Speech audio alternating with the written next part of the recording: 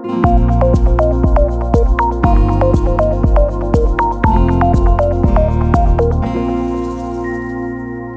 you are now tuned into Coefficient, a podcast brought to you by TheMathCompany. And I'm Nirupama, a journalist, researcher, and podcaster, currently the content lead for thought leadership and podcasts at TheMathCompany.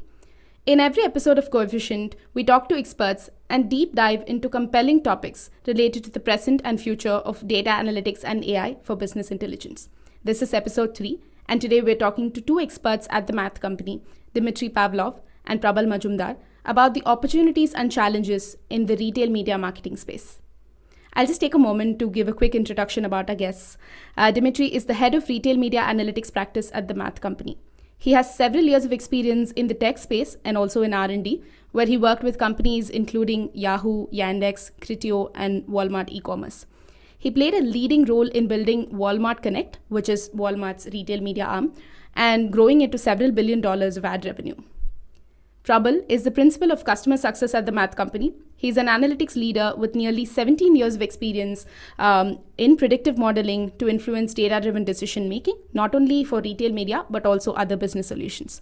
He has worked and led high-performing data science teams at Amazon, Hulu, and Walmart Connect, among others. I'm really excited to talk to them today. Welcome, Dmitry, and welcome, Prabal. It's so nice to have you here on the third episode of Coefficient, MathCo's podcast. So I first wanted to get started with a question that sets the context. So retail media networks are gaining a lot of strength. Back in 2012, Amazon made $600 million on retail media, and it was a sort of a pioneer in the space. 10 years later, now there are 600 retail media networks, and they claim a total advertiser spend of about $40 billion. And there is a projection that by 2027, retail media will account for 60% of overall digital spending, right? And it'll sort of grow to 160 billion or more in the US alone. So I want to start with asking you, what is the big deal about retail media marketing? And what is in it for retailers, and what is there for brands?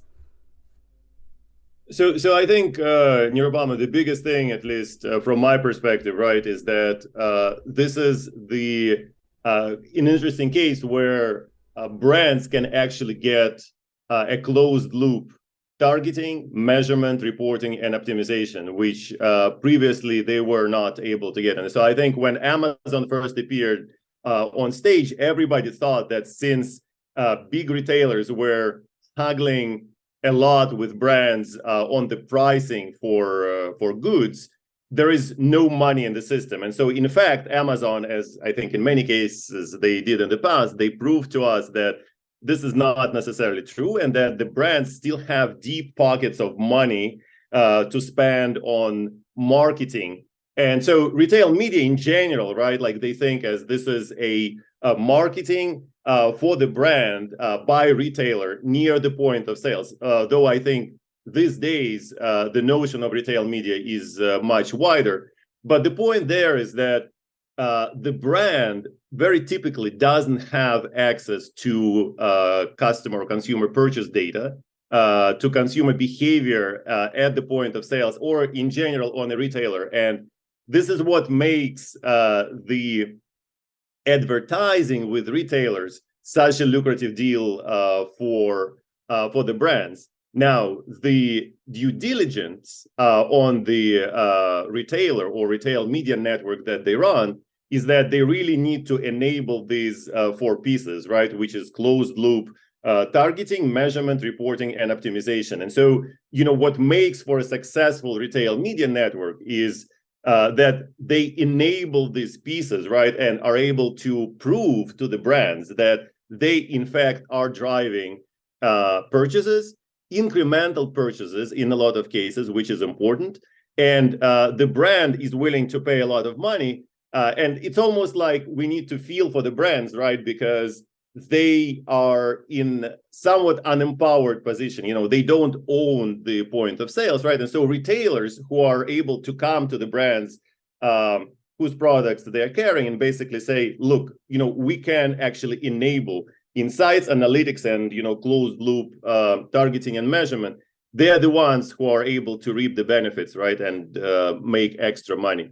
And for the brands, obviously, there is kind of this other side of equation, which is, finally we're able to get a good handle on, targeting, reporting, and optimization. And of course, we have other strategies, right? So we can go and still, hit Google, Facebook, and I think it's an interesting question of how advertising between like big channels like this is going to pan out over time, and we can talk about this, I guess, later. But the point there is that the brands finally got this great channel where it all finally can make sense from measurability and optimization perspective, and I think this is an awesome value proposition.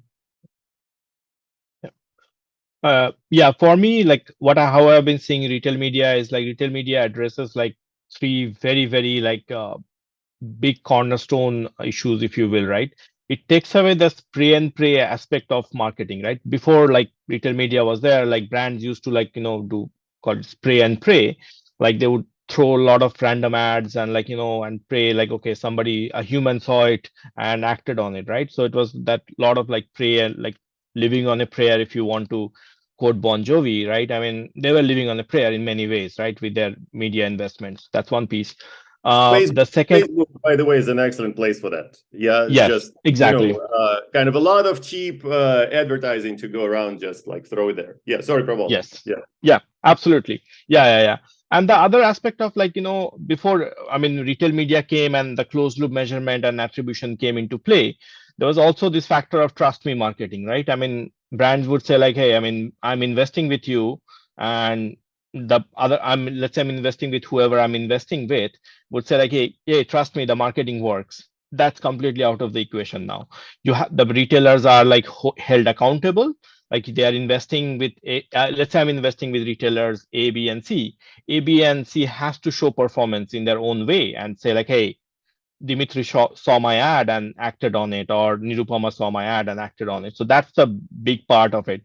The other thing is like what I am very, very amazed, like as a true believer in democracy, if you will, that with retail media, the rise of retail media, the duopoly, if you will, of Google and Facebook is getting broken, right? So if you think about 10 years back, right? I mean, there were only like two very big players in advertising, like 95% of all media dollars would flow through either Google or to Facebook, right? At one point. That's getting completely that's getting fragmented now, right? I mean, the big chunk of dollars are flowing through Amazon, the Walmarts of the world, and the retailers of the world, and rightfully so, because they own the first party data. And if we believe like data is a new oil, the data is, and they are actually now capitalizing on their oil, right? They're waking up, and I'm really happy that how retail media is evolving is like all the retailers who were sitting on like massive oil reserves, they're now mining their oil and making money out of it, rightfully so. Okay, thank you so much for giving us that context. So I'll jump straight into the main question that I have for both of you. So today there are multiple retail media networks of varying successes and varying levels of revenue that they're generating. And I understand that there's a lot of money making opportunity for retailers that currently remains untapped. So similarly, there also might be several challenges that brands face with making use of these retail media networks, right? So how can data and analytics help solve these issues?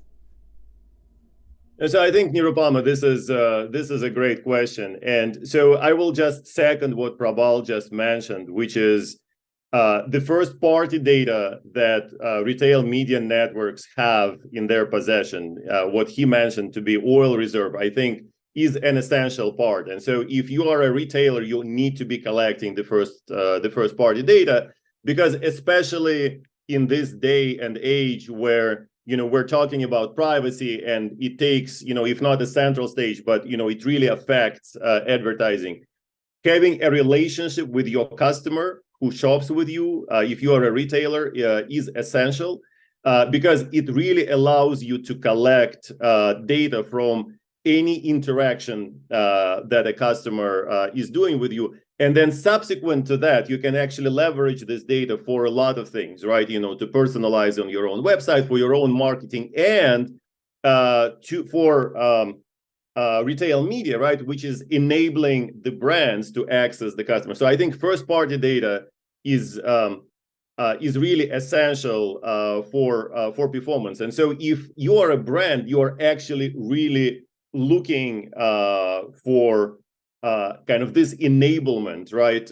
And beyond performance, right? Because performance is kind of the ultimate goal, right? I need sales. And so, under the banners of like brand advertising and awareness and whatnot, I think what's hiding, right? Like if you kind of unpack the onion, brands really want sales. And I think this is where the goals of brands and retailers, they actually coincide. Like everybody wants sales. It's just a question of how to get there.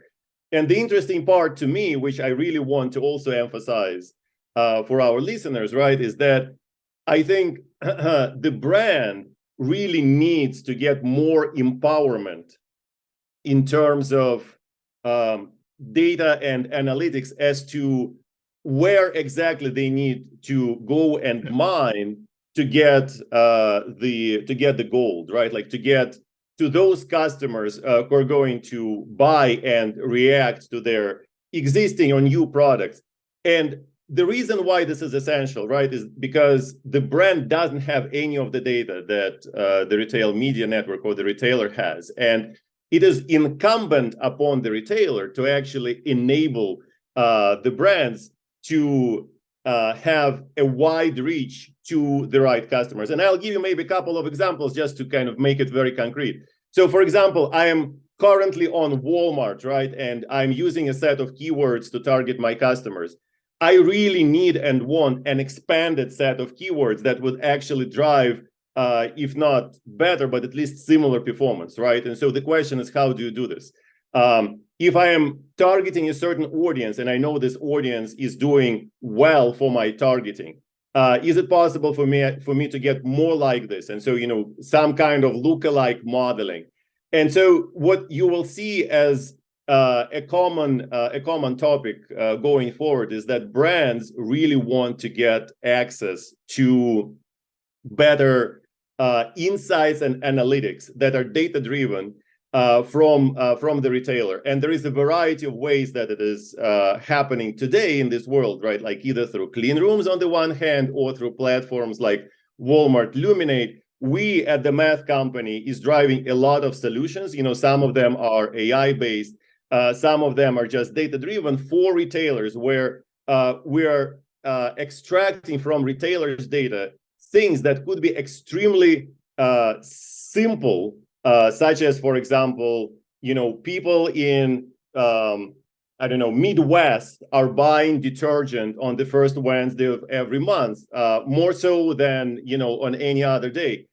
You can imagine that if you are a brand selling detergent, this is actually a very interesting piece of information that you can use for marketing, but that is completely obfuscated and unavailable to you if you are not sitting on a wealth of retail data, right? And retailers actually have a lot of insights like this to offer, which brands can later leverage for their marketing. Yeah, just to add to that and like add my take on this, right? I mean, so think about like now we spoke about data being the oil and the retailer sitting on massive amounts of oil, right? I mean, if we stretch that analogy a little more, right? I mean, let's say I tell you like, hey, Nirupama, you have like $10 billion worth of oil in your backyard, but hey, you have a shovel to dig it up. So it's not going to end very well for you, right? So to monetize that $10 billion sitting in your backyard, I mean, you will need the right kind of equipment, right? So you need those big drills, those big rigs that you see associated with the oil industry. So I think data and analytics and in extension Math Company, like we bring those big rigs and we help you dig up that oil so that you can monetize what's sitting right underneath your feet. If you have shovels, I mean, it's not going to end very well. Let's put it that way, right? It's going to take like hundreds of years for you to reach that oil. So data and analytics goes without saying. It's a very, very imperative. Like I cannot stress enough like why data analytics, and if I could add something, it would be the infrastructure. You need to really invest a little bit in your infrastructure and it gets you outsized returns, right? So just to give you an example, right? Let's say take your your typical, like, let's say you go to a store, you transact, you buy your grocery and come back. You get a receipt, right? The receipt itself doesn't mean much, but the moment I start stringing together those receipts, like over a period of time, let's say 2 years worth of your purchase receipts, if I could like string them up in a temporal manner, like in a over a timeline, right? It tells a lot about you, right, Nirupama, or Dimitri for that matter. And I can say like, hey, how are you worried about inflation? How are you worried about the economy? It all those you have left those breadcrumbs, if you will, right, of your purchase behavior. And brands absolutely want that. That's the gold mine of data, right? I mean, how much are you cutting down on your food expenses, or how much are you cutting down on your discretionary spending, right? I mean, all the answers lies in those breadcrumbs of your receipts. Once they're strung together, it's called and it's strung around your identity graph, right? I mean, it tells a complete picture of like, okay, what do you care about, what are your preferences, what do you want to buy next. Everything can be done from there on. So that's the gold mine of information, if you will, that retailers have, and they are sitting on. And data and analytics completely, and if I could add infrastructure, right? I mean, if with the right infrastructure, this can be mined and it can be monetized, and it helps the brands, right? I mean, as I said, right, I mean, why I love the promise of retail media is closed loop attribution and making media way more addressable and relevant. They're not wasting impressions, right? I mean, let's say they are not, like, if this information, like all this information is correctly, like, if you will, syndicated through retailers, right? I mean, we are not showing like diaper ads to people like who do not have a infant or children in their household, right? So the problem of wasted impressions and wasted media spend, it's kind of taken out of the equation. Like, you don't want to show me like ads of dog food, because I do not plan to have a dog in the next 10 to 20 years at least, unless I change something, something changes, but drastically, right? So it's a wasted impression, right? So I think that's what to kind of bring home that point, right? I mean, it makes data analytics, if you want to stretch it, machine learning, AI makes it way more relevant for the right impressions to reach the right person, and so that the right person, when I say customer, takes the right action, right, in terms of purchase and transaction. That's what the brands want. And by the way, this is all just maybe one thing to mention. This is all first party data, right? That Prabal was mentioning. So in other words, the era of data where customers are just browsing, right, like, and doing something anonymously. This is kind of like that single receipt that Prabal was mentioning. That is, if unattached, right, like to the rest of the history of this customer, is largely useless. And so we really want to kind of drive this point with a lot of our clients, that first party data is really essential, right? And so if you did not start strategizing around this, right, and having the right infrastructure, to Prabal's point, yesterday, then time is actually today, right? And that will pay off tomorrow.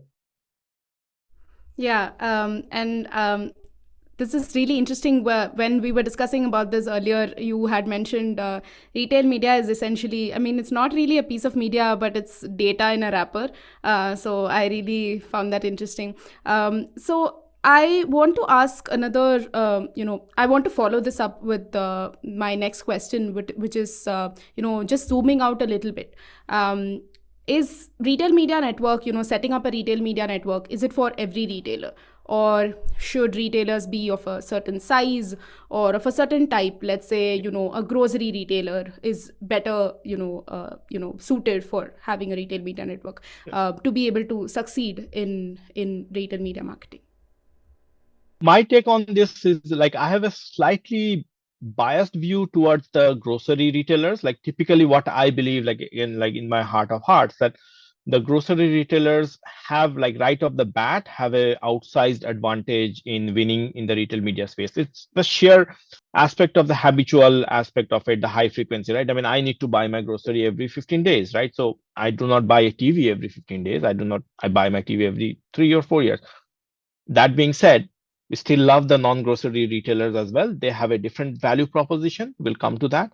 But the grocery retailers in general, like, even with a very small amount of traffic, I mean, you can think a very small amount of customer base, they can generate a tremendous amount of traffic, right? I mean, provided they get their app personalization engine and stuff going very well. Like if let's say you are a very let's say you're a small retailer based out of like somewhere in California, right? I mean, but you have a very like loyal fan base, if you will, right? I mean, we have seen like many such grocers out here in even in Canada, right, where I am. Like there's a massive fan base and very high net worth individuals who shop in those retailers, but it's a relative like it's about 1 or 2%, top 2% of the population, if you will.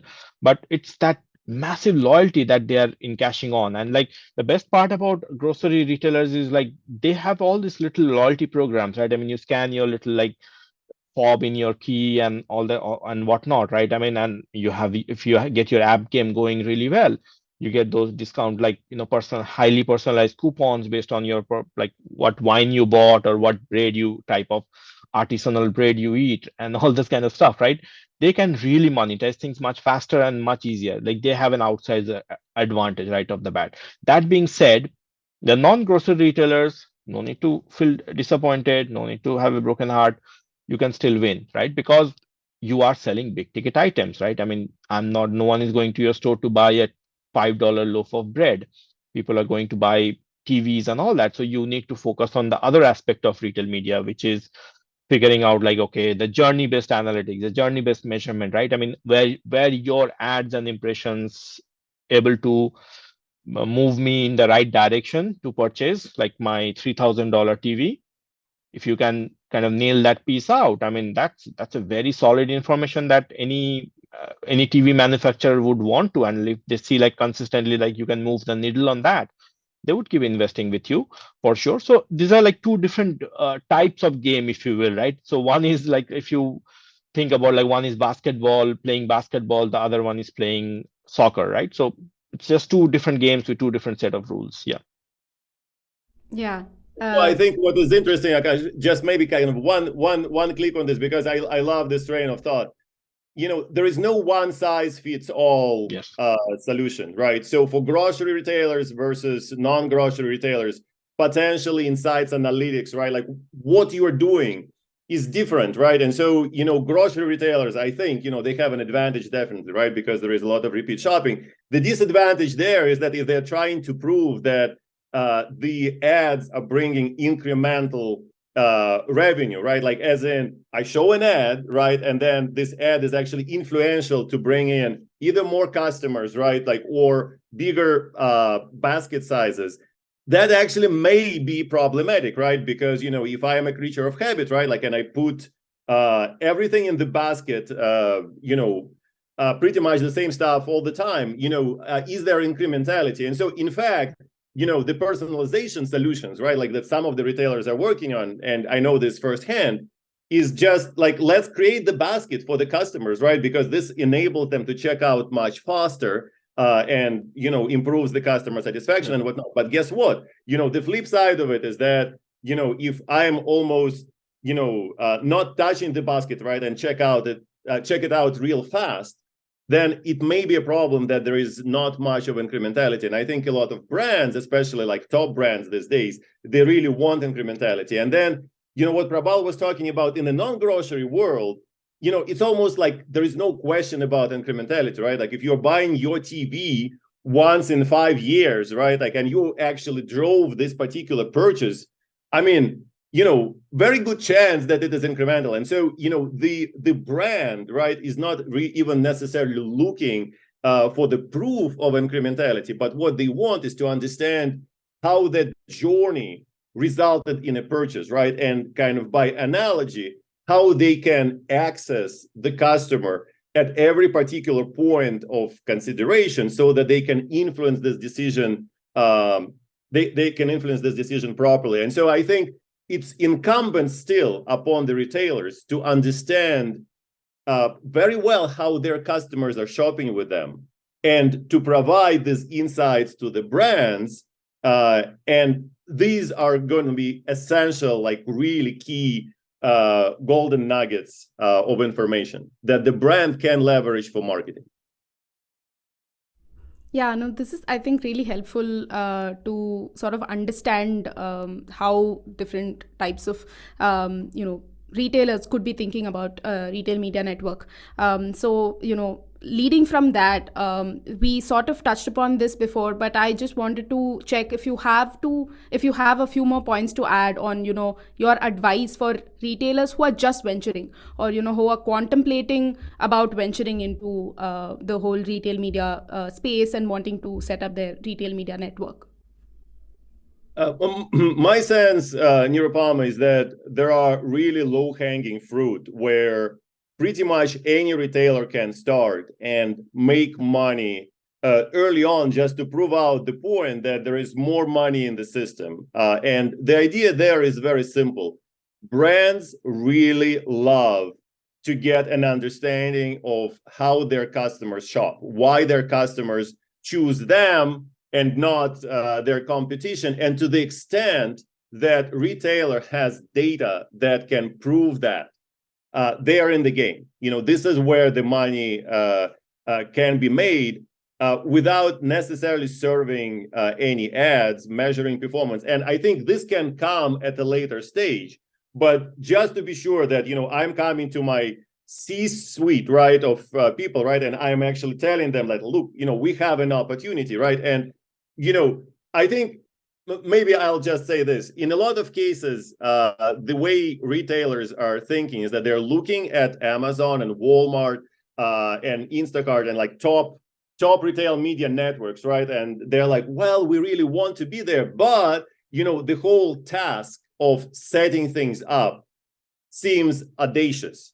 And I think in a way, it is a journey, right? And so if you look at Amazon, at Walmart, it took these big retailers years to get to where they are. And this is through investment, through a lot of work that they actually were able to prove to the brands that they're worth the money that are being invested with them.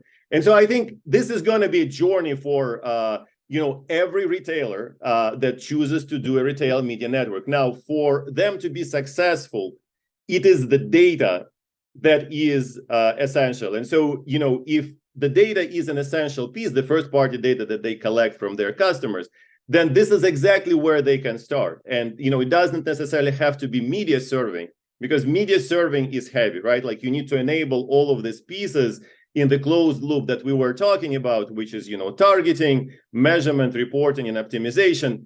And so I would actually do that, right? Like, but do it maybe as a second step to when the whole kind of concept is proven in the context of a given retailer. And what I would do if, I'm contemplating things is I'll just take the data and think about how I would wrap it in a way that the brands that I'm working with or the suppliers that I'm working with will find it enticing and useful to leverage for marketing. And if I'm able to do this, then the game is on. That being said, right, I mean, I really believe like it depends on, yes, you need to have that critical mass. You need to have a little bit of traffic and all that, and we can assess that, right? I mean, you need to be pragmatic, right? I mean, if you set up with goals like, okay, year one, like I will make revenues like Amazon is doing, like that's a fool's errand, if you will, right? I mean, you will never get there in year one. It's a long journey. You need to plan, like you need to set your targets in the right way, like as a function of your traffic, if you will, like, okay, I have this much of traffic, my traffic is whatever, like 1/10 of Amazon. You can still monetize a big chunk of it and you can still make a good amount of money, right? I mean, it's non-trivial amount of money. The best part right now is like we are past that wild west phase of retail media now, right? There are a lot of solutions there, like out of the box solution that can start helping you run a retail media network like with very minimal setup cost. But yes, the infrastructure, the backend piping and plumbing, that still needs to be done, and that's where like Mathco comes, and folks like Dmitry and me, we advise, and we can actually help you soup to nuts to kind of get those things done. So yeah, I mean, reach out to us, and we will be happy to advise you and like walk the whole 9 yards with you on your retail media journey. It's kind of interesting, I think, Prabal, your point that you're making, right? Which is it's not necessarily about small retailers, right? Like who are kind of like, should I do retail media? Should I not do retail media? it's even like the largest ones out there, who seem to not be doing retail media, and it's almost unclear why not, right? And like you and I had this discussion offline, right? And I think it's still puzzling. But I think the flip side of it, right, is retailers would always think about how their margins are shrinking, right? Like, and the economy is bad, right? Like, and how the customers are flowing. So the point there is that you run retail media one way or another through insights, analytics. You serve it, you measure it, whichever way you do it, right? As long as you're bringing the value to your brands and suppliers, you are actually getting paid full hard cash. That actually is just pure profit, most of it, right? Unless you do offsite, right? Like, but if you are basically serving your own ads on site, right? Like, or you are selling insights and analytics off of your data yourself, it is pure profit, right? And so this is what basically becomes an increase and improvement to your margin. And I think it was very interesting because, in case of several retailers, we had this discussion whereby I think the understanding that there should be, which is not necessarily, I guess, there, is that you can always, as a retailer, run your own marketing, right? And, you still need to have a lot of things that we were talking about in this call, which is, data and, the right customer graph. You need to basically collect all of the receipts, and the first party data is playing an essential role. But then even though you're running your own marketing, you can actually not pay for that marketing yourself, right? You can actually allow your brand to come in and pay for it, or to subsidize it. Why? Because they're as interested as you are to drive those sales. So as long as you're able to prove to your brands, right, that you're actually bringing value, they will come in and participate with you in this equation. And so I think this is an essential part. It's basically like, if you're a retailer, think about doing marketing on your data with your customer base, but paid for by your brands. And the reason why they would do this, right, is because you're driving a lot of value to them provably, right? And so I think this is like the if you will, holy grail of retail media, right? Like, where you not only get to make those sales as a retailer, but you're also not paying to enable them. You're leveraging your data and do it through your brands. I just have a couple more questions. So both of you have worked in the space for a really long time, and you sort of know it in and out. So I'm curious to know, what are the most innovative retail media solutions that you have seen recently? So I think the one of the most innovative retail media solutions that I've seen is creation of audience at scale. Like, let's say, literally, it's like typing. I've seen, like, in some instances, like using like NLP models and all that. Like, you are just typing, like, I want to create an audience of people who bought dog food and also are health conscious. I'm oversimplifying it, right? So you're typing a few very simple parameters, an audience is created right in front of you. The audience, the power, like the size of the audience, a lot of estimations are run on top of it and all that. And within, like, lo and behold, like, this whole workflow takes a few hours to kind of, say, like, hey, I want to reach out to the Dimas of the world. Because I see Dima in front of me. So I'm just saying that can be done. Like, it was a dream to get activate like the Dimas of the world, like 5 years back. Like, it would take like weeks, if not months. But now it's like matter of hours. So it's literally like saying something like, hey, I mean, give me all the people who are wearing, who have purchased purple shirt and who also run like marathons, right? Very easy. That's a easy definition of Dima, right? So it can be inferred from your purchase data, from those receipts, right? So that's something I've seen like getting done at scale and insights to audience. And that makes me like, in my previous places I've worked in, like we have done it at scale. And I feel very amazed like how this thing can be enabled in this fast, high, low latency computing environment, in the world of low latency computing that we live in today, right? I mean, it can be done so fast, and it can be, these our audiences can be activated. That's a real innovation that's kind of playing out. Yeah. I want to maybe mention, just to add to this, the advances of AI. It actually, is really funny to me because, everybody thinks that AI just came. I think, AI came, I don't know, like 20 years back. Like for as long as I remember myself, AI was there. And so, in fact, a lot of models that we built in the companies that I was previously with, like be it Yahoo or Criteo or Yandex, they were actually data-driven.